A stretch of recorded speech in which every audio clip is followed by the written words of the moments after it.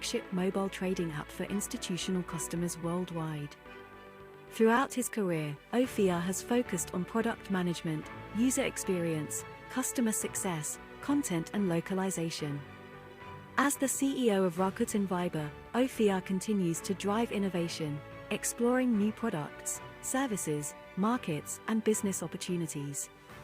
His visionary approach has positioned his company as a major player in the global messaging market.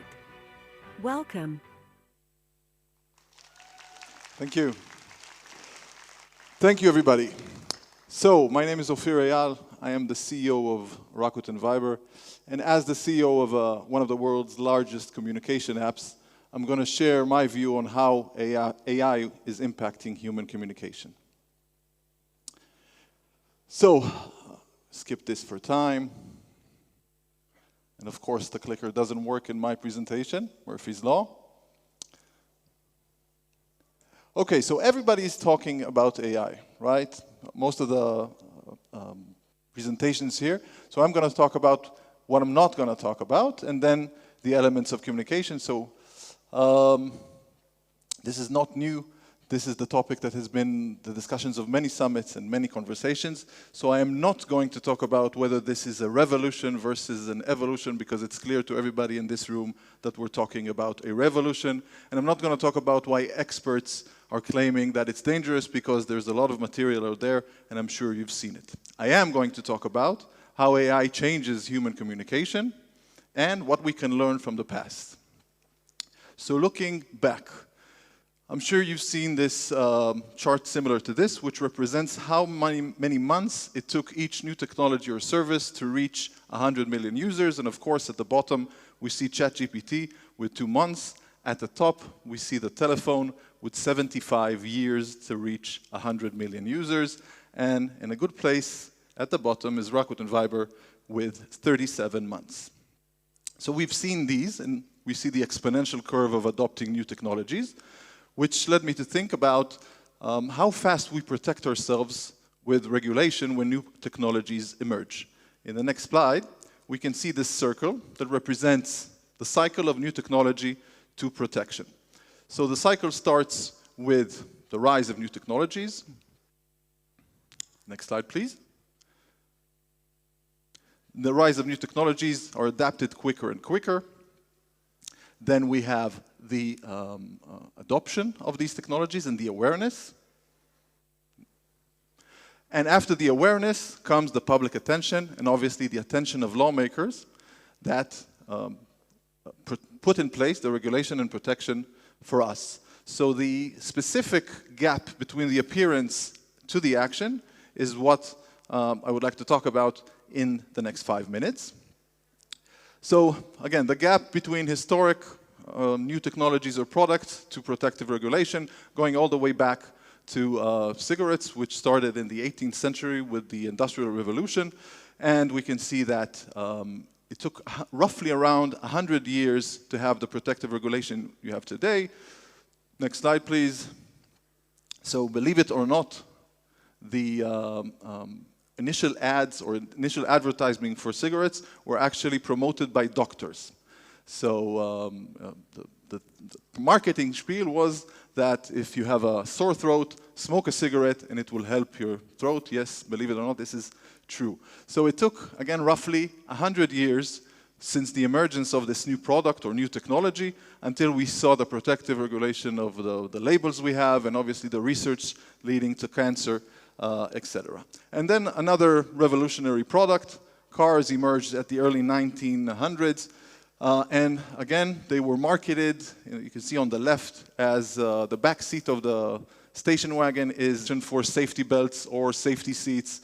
Bumpers are all chrome, no pedestrian safety taken into consideration. And it took around 80 years until we started seeing the protective regulation we see today with the safety scores and energy absorbing bumpers, and obviously regulation around safety seats. So we went from 100 years to 80 years.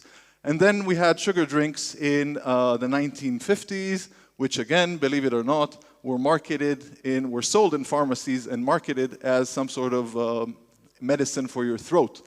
And it took roughly 50 years for regulation around, or to understand the dangers of sugar, or high blood sugar dangers. 50 years, give or take, until we started seeing the ban of, or the limitation of sugar drink being sold in schools, and obviously the labeling of products that contain high sugar. And then jumping to our current era, social media emerged with the launch of Facebook in 2004, and it took roughly 14 years, knowing today what we have, all the dangers and disadvantages of social media, leading from addiction, mental health, misinformation, and polarization. And only 14 years after, in 2018, we started seeing the protective regulation like GDPR and CCPA. And if you look at this chart is talking in years, while the previous chart is talking in months. So this is a linear chart, and this one is an exponential one, which leads only to one conclusion: that technology is moving faster than our ability to regulate and protect it. So with this, so now we know that we have a problem. We have a gap between months of adoption to years of protective regulation, but why do we need this protection in the first place? So again, as the CEO of a messaging app, I'm going to talk about the communication element here. So if we go all the way back to when humans started communicating using language, so since the dawn of spoken language, we assessed using spoken words and body language the level of threat of the person we're talking to, and then with the aid of technology, we took the same language, so we started writing letters and sending them over the post and starting having telephone conversations. And then with the evolution of new technologies, then we saw regular mail turned into email, and phone calls turned into chat apps like Viber. But all of this is based on one premise, which is language, how we use to assess the level of danger based on what we see, hear, and the previous knowledge with the person we're communicating with. And AI changes this. How does AI change this? In these examples, you can see that there was a 60-minute article a month back where this ethical hacker on the left used a recording, a 3-second recording of a voice of one of the reporters, and used that recording to mimic her voice, call the other reporter, ask for her passport number, which she obviously gave, thinking it was her colleague, and then live in front of the cameras, we saw how easy it is to make such a deception. Another example, this lady, Jennifer DeStefano, appeared according to a US hearing, telling her story that she got a call from her daughter saying that she was abducted, and the hijackers want $1 million in ransom to release her, which was a fake. Somebody used a voice clip of her daughter, used that to ask for ransom, which was later discovered. And of course, deepfakes, we've all seen these clips on social media where you take the famous movie type scene and switch the actors, and it seems very amusing, but we can imagine how this could be not amusing if abused. So as Dr. Yuval Noah Harari said, AI seems to hold the master key to how we communicate because it knows language and it can mimic our faces. So now that we understand how AI holds the master key to the communication, how does that look like in daily life? So why should we still care the fact that AI has this master tool? So I'll use the next example to show how we are using this, or how this could be used. Next slide, please. What AI does is change the balance. There is an existing balance, and AI changes the balance. In the next slide, we can see that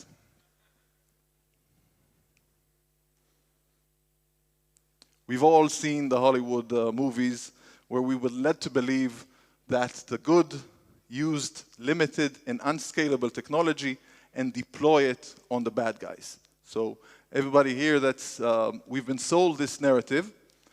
And AI changes something very fundamental in this. Next slide, please. So AI uses limited and unscalable technology deployed on the bad guys, and we've all seen these movies where we have the secret agent that unveils the silicone mask that he used to mimic himself as somebody else, using these devices to change the voice, and obviously using supercomputers and super geeks to mimic and try and act like somebody else. So we've seen this limited and unscalable technology because there is obviously only, the technology is available only to governments and people of means, organizations with high amounts of funds. Next slide, please. So we've all seen these Hollywood-type cliches.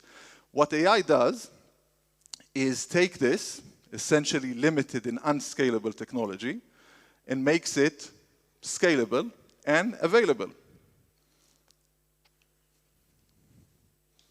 So you can just, the slides, you can click them every 10 seconds instead of me requesting, please. So again, all these fields are fields in AI. So what we've seen in the movies, the silicon masks, every one of those are now fields in AI. Deepfakes, appearance faking, voice mimicking, semantic search, all are fields in AI, which are now available to anybody, including a 13-year-old in his mother's garage. So essentially, everybody has his own Tom Cruise secret agent, right? So this could be any boy or girl, regardless of their age, any country, deploying these technologies. And the technologies are not limited because in the movies, we only have one secret agent protagonist, but in reality, we can have an unlimited number of secret agents. So potentially, these bad players could have unlimited number of servers, technology, compute power, and deploy it not necessarily on the bad guys, but deploy it on us, on the masses. And we all know that the bad guys don't necessarily wear hoodies and don't look like they look in the movies. We've all seen the Netflix special, The Tinder Swindler, where people use, think about how dating apps would look like once AI is deployed, and anybody can tell you exactly what you need to hear in order to do what they want. One example. Another example, when our government uses these unlimited number of secret agents to change our views on politics or on elections. Or even worse, what happens when other countries' governments use the same technology on us to convince us to change our minds and influence our politics. Or what happens when actually AI uses unlimited number of secret agents deploys on us. And if you think this is a bit of an exaggeration, I don't know if you saw this, this from a couple of months ago, ChatGPT-4 was assigned with a task to solve a CAPTCHA, those human tests, and ChatGPT failed the CAPTCHA test. So what it did, it went on to TaskRabbit, which is a human task kind of paid service, and it asked the human to solve the CAPTCHA for him. The human suspected he's talking to an AI and asked him, "Are you a robot?" And ChatGPT responded, "No, I'm a human, I'm just blind, I can't solve the CAPTCHA, please help me." And the person helped him. So at this point, once we start seeing this happening, this is the tipping point where we go from Mission Impossible to the Terminator. And with this optimistic note, let's see what we can expect in messaging apps like Viber to protect us in the future. So the first and foremost, all messaging apps would have something like, remember we used to have these old antiviruses in the past. 20, 30 years ago, we didn't think that we are going to need antiviruses for computers, and today we will need an antivirus for our chats. Let's skip 2 slides, please.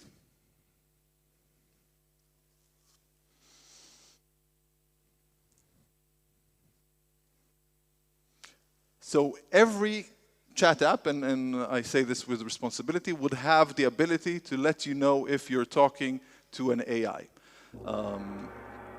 This ability will look like some sort of antivirus that will tell you you're talking to an AI, you're talking to a human, and we will see this. But if we have, and we can skip to the next slide, if we have the ability to see semantics within a chat and tell you if you're talking to an AI, it's not only AI that wants the harm, right? Some people can do it as well. So you could be talking to a human, but the human could have malicious intent as well. So we're going to have the same technologies telling you that while you're talking to a human, this human has some malicious intent. Maybe he wants to get your credit card number. So we will have these AI capabilities inside chats to tell you that you are actually talking to somebody who has malicious intent, regardless of the fact that he is human. And if we already have the ability to get intent based on semantic text recognition, then we could do the same thing if you're talking to somebody you know. So for example, imagine the next scenario, you message with your boss, and then your AI friend tells you, listen, your boss probably had a bad night. He seems to be cranky. Try not to upset him today. So we could imagine stuff like that. In the future, with mood detectors based on historic chats and again, the ability of AI to learn how we communicate normally.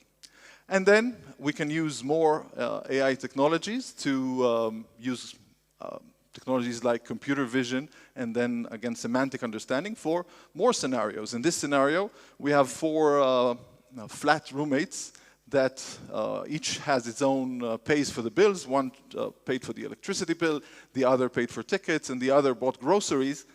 The AI will be able to tell us who owes who and how much, and using Viber fintech services, you'll be able to settle the balance with one click without having to do all the manual calculations. And last example, which I personally am waiting for anxiously, and I'm sure you are as well, those large family group chats where we have 50 messages, and the TLDR feature would let us know if we're in trouble with our mom or not, and exactly what we need to do. And on that gong, we go to the summary. So history shows us that we have blind spots towards dangers of new technology. We cannot rely, based on history, on regulation to protect us fast enough. Digital communication, or people communication between people using digital technology, is changing, and our ability to trust people shifts dramatically. And AI is also part of the solution and will help us together with the many benefits and advantages of AI. Thank you very much.